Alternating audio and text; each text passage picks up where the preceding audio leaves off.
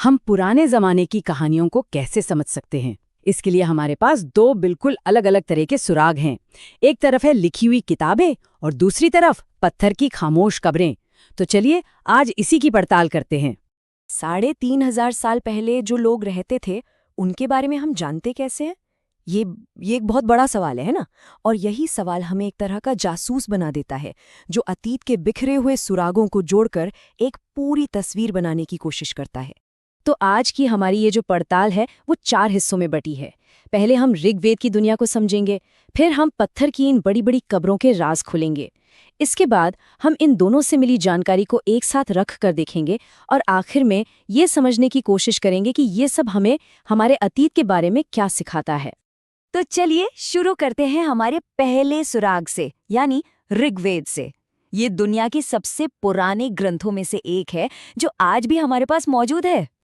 जरा एक पल के लिए इस समय के बारे में सोचिए। 3,500 साल। हम यहाँ 3,500 साल पहले की बात कर रहे हैं। ये सिर्फ इतिहास नहीं है, ये एक ऐसी खिड़की है जो हमें एक बहुत बहुत ही पुरानी दुनिया में झांकने का मौका देती है।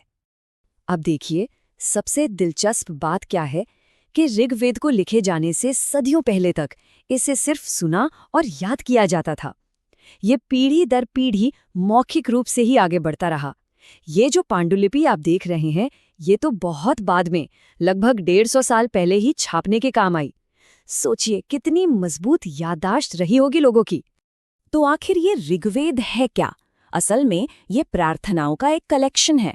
इन प्रार्थनाओं को सूक्त कहते हैं, जिसका मतलब होता है अच्छी तरह से बोला गया। और ये सूक्त जो है ये मुख्य रूप से 3 देवताओं के लिए थे।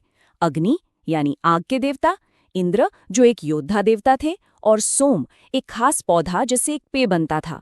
और ये प्रार्थनाएं हमें दिखाती हैं कि वो लोग अपनी दुनिया से कैसे जुड़ते थे। ये सिर्फ देवताओं के बारे में नहीं था। जैसे इस श्लोक में ऋषि विश्वामित्र नदियों से बात कर रहे हैं, उन्हें बहनों की तरह पुकार रहे हैं ताकि वो सुरक्षित नदी पार कर सके। मतलब प्रकृति के साथ उनका कितना गहरा रिश्ता था। यहाँ एक बहुत जरूरी बात समझनी होगी। जब हम ऋग्वेद में राजा शब्द सुनते हैं तो हमें आज के राजाओं जैसा कोई ख्याल नहीं लाना चाहिए। ये राजा बहुत अलग थे। इनके ना तो कोई बड़े बड़े महल या राजधानियां थीं और ना ही कोई बड़ी सेना। ये लोगों से कोई रेगुलर टैक्स भी नहीं लेते थे।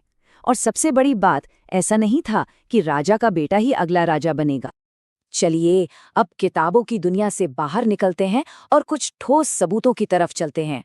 अब हम बात करेंगे महापाषाणों की, यानी उन बड़े बड़े पत्थरों की जो अपने अंदर कई राज छिपाए हुए हैं। ये जो पत्थर की बनावट आप देख रहे हैं, इन्हें ही महापाषाण कहते हैं।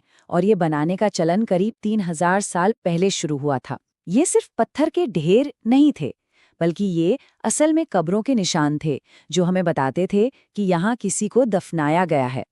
तो महापाषाण का मतलब बहुत सीधा है। महा यानी बड़ा और पाषाण यानी पत्थर।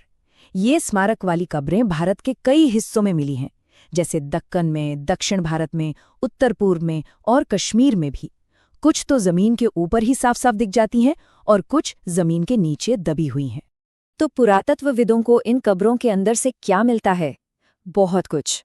उन्हें लोहे के औजार और हथियार मिले हैं, जैसे कि ये कुल्हाड़ियाँ, और इसके साथ साथ घोड़ों के कंकाल और उनसे जुड़ा सामान भी मिला है।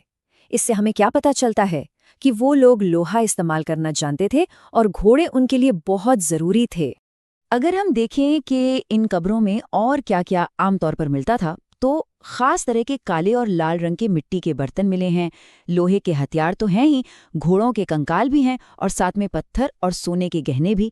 ये सारी चीज़ें हमें उस जमाने के लोगों की जिंदगी, उनकी चीज़ों और शायद उनकी मान्यताओं के बारे में एक कहानी बताती हैं। तो ठीक है, हमने किताबों की बात कर ली, कब्रों को भी देख लिया।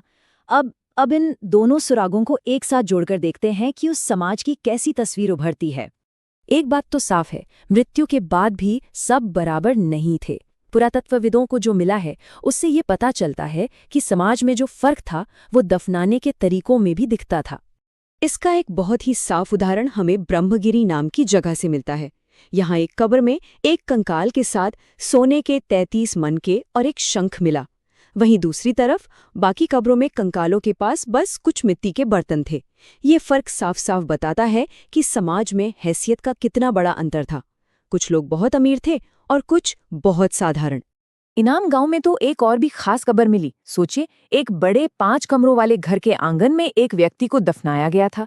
और ये घर भी कोई ऐसा वैसा नहीं था, बल्कि बस्ती के बीचों बीच बना सबसे बड़े घरों में से एक था। उस व्यक्ति को मिट्टी के एक बड़े 4 पैरों वाले संदूक में रखा गया था।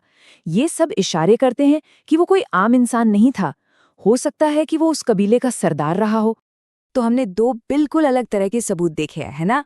अब चलिए आखिर में ये समझते हैं कि इतिहासकार और पुरातत्वविद इन सारे अलग अलग सुरागों को एक साथ जोड़कर अतीत की कहानी कैसे बनाते हैं। ये टेबल देखिए, ये सब कुछ बहुत अच्छे से समझा देती है। एक तरफ है ऋग्वेद, जो हमें उनकी मान्यताओं, उनकी भाषा, समाज में किसकी क्या भूमिका थी, इन सब चीजों के बारे में बताता है। और दूसरी तरफ है ये महापाषाण कब्र। ये हमें ठोस सबूत देती हैं।